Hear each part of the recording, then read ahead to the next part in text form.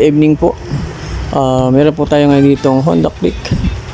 Ito po ay lalagyan natin ng decals sa kanyang pinakang front panel, yung pinakang kutawagin na kilay, pinakang park light. Lalagyan po natin siya ng design na decals. Siya po na may parang transparent. Order niyo po ito sa Lazada o sa Shopee. Papakita ko po sa inyo kung paano maglagay o kung di. Tuturo ko sa inyo rin ng tamang diskarte o technique.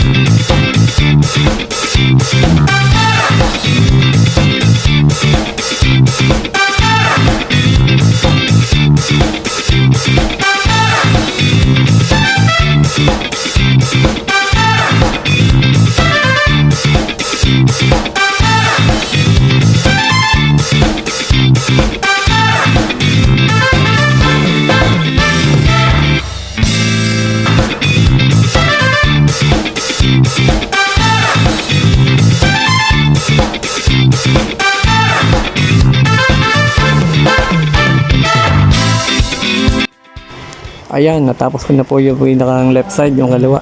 Gagawin po naman natin ito yung kanan. Una po yung gagawin ay ilalapat nyo yung pinakang sticker, ilaw nyo. Susukat nyo muna. Tingnan nyo kung tama ba siya o kapos or sobra. Ang una nyo pong ididikit ay yung pinakang dulo. Ang pagdikit po ng ganito ay kailangan ng tiyaga. Huwag kayo magmamadali, dahan-dahan lang para sigurado ma-perfect nyo lang pagkakadikit. Hindi siya magkakaroon ng bubbles o hindi siya magugusot, magkakaroon ng kulubot. Pwede na pong gamitan ng kamay lang ganito, daliri lang, kahit hindi na kayo gumamit ng heat gun. Basta dahan-dahan lang po talaga, yung pinaka-importante. Focus kayo sa gitna muna. Yun ang pinaka didikit agad.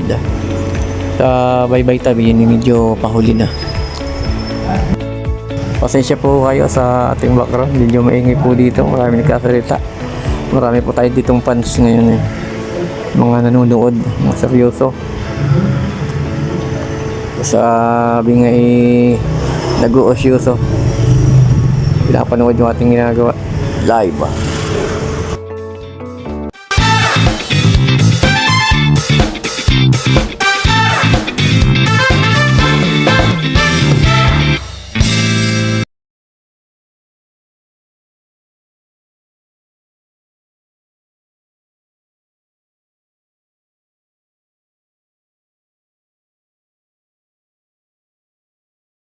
Sabi ko nga po kanina, ang pagdidikit nito ay kailangan ng tiyaga. Dahan-dahan lang po, huwag niyong mamadaliin. At pag may nakita kayong bubbles, so pinakang bula, lumubo or kulubot, babalikan nyo, iangat nyo uli, tutuklapin nyo, tapos dahan-dahan ulit, hagod lang ng daliri, kahit di na gumamit ng squeegee. Yari-yari yan.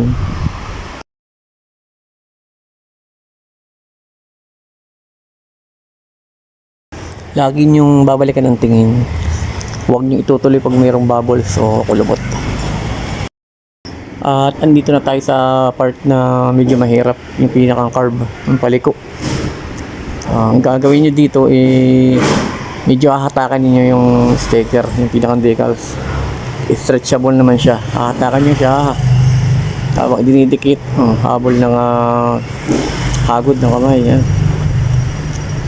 Perfect.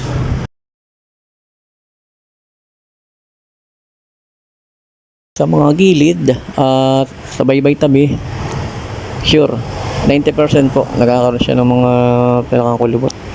Yun po ang inyong titingnan.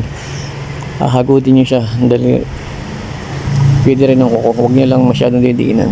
Baka naman mapunit. At ito na po ang naging resulta ng ating pagtsatsaga within 15 minutes. At ito na nga po ang ating finished product.